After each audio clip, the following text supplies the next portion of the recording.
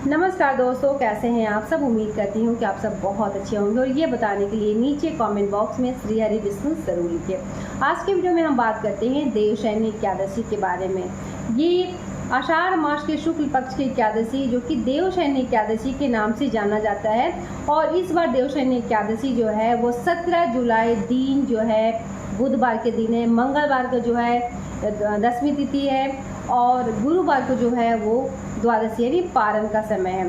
तो व्रत आपको कैसे करना है, व्रत की पूजा विधि क्या है, हर एक चीज़ के बारे में चैनल पे मैं एक वीडियो डाल चुकी हूँ।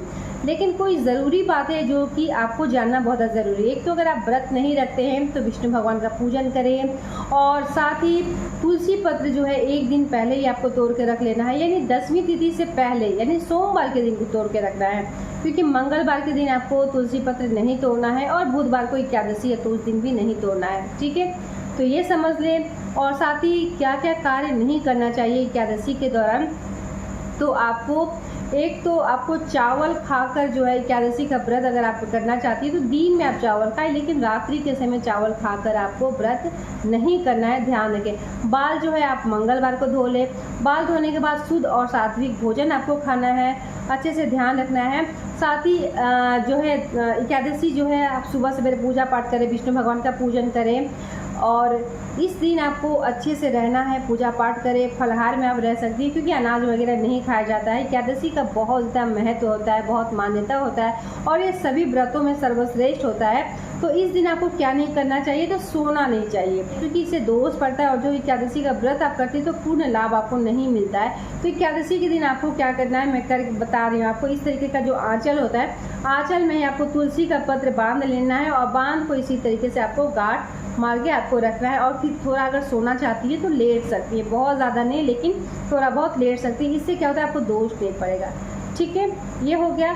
किसी का चुगली नहीं करना है, निंदा नहीं करना है, किसी का बुराई नहीं करना है, किसी को अपशब्द नहीं बोलना है, किसी को श्राप नहीं देना है। इस बात को ध्यान रखें क्योंकि कहा जाता है कि एकादशी व्रत अगर आप करती हैं तो जो आप किसी के प्रति बोलते हैं, किसी को दुआ देते हैं तो भी बहुत जल्दी लग जाता है और बददुआ देते हैं वो भी बहुत ज़्यादा जल्दी लग जाता है। साथ ही इस दिन आप गाय का सेवा कर सकती हैं। अगर गाय नज़र के सामने है कुछ ना कुछ खिला दें, पक्षी है तो कुछ खिला दें, कुत्ता है तो कुछ अपने हाथों से कुछ दे दे, यानी जितना हो सके आप दान पुण्य कर सकते हैं।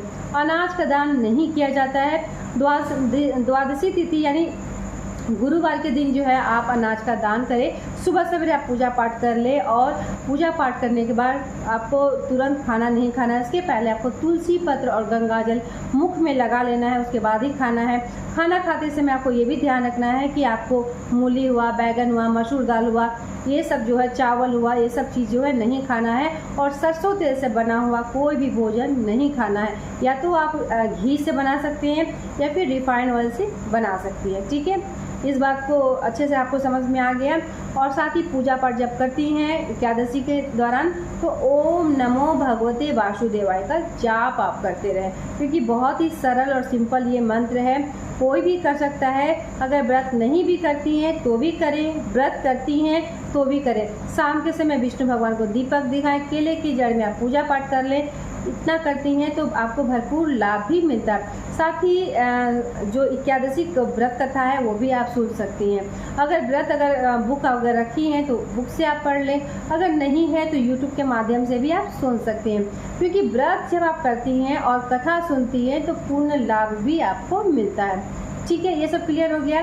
और अगर आप गुरुवार का व्रत करती हैं तो गुरुवार का भी जो दिन होता है विष्णु भगवान का ही दिन है, तो ऐसे में पहले आप एकादशी व्रत को तोड़ ले, पारण कर ले गंगाजल और तुलसी पत्र से। उसके बाद जो है आप गुरुवार का पूजा पाठ अच्छे से करें और इस दिन जो है एक टाइम अनाज खाना होता है तो आप शाम के समय जो है मीठा अनाज खा सकती हैं। अब बात करते हैं कि व्रत कब से कब प्रारंभ है और इसका जो पारण का समय क्या है, क्योंकि पारण का समय सर्वश्रेष्ठ होता है। इस बात को समझ लें, पारण के समय में ही आपको पारण करना है, आगे पीछे पारण नहीं करना है। हरिवासर में पारण जो है नहीं किया जाता है। ठीक है, तो बात करते हैं एकादशी कब से प्रारंभ हो रहा है, तो ये समझ लें एकादशी जो है 16 तारीख को रात्रि में 8:34 से प्रारंभ हो रहा और 17 तारीख को रात्रि में ही 9:03 तक ये रहेगा। ठीक है, इसका समाप्ति हो जाएगा। और पारण की अगर बात किया जाए तो 18 तारीख को दिन जो है गुरुवार के दिन है 5:30 से लेकर 9 बजे तक का जो समय है वो पारण का समय है। शुभ मुहूर्त यही है। तो पारण अगर करना है तो आप तुलसी पत्र और गंगाजल से कर सकती हैं। व्रत रखती हैं तो आप पूजा पाठ करें, अगर नहीं है तो आप सरसों तेल का आपको खाना नहीं खाना है।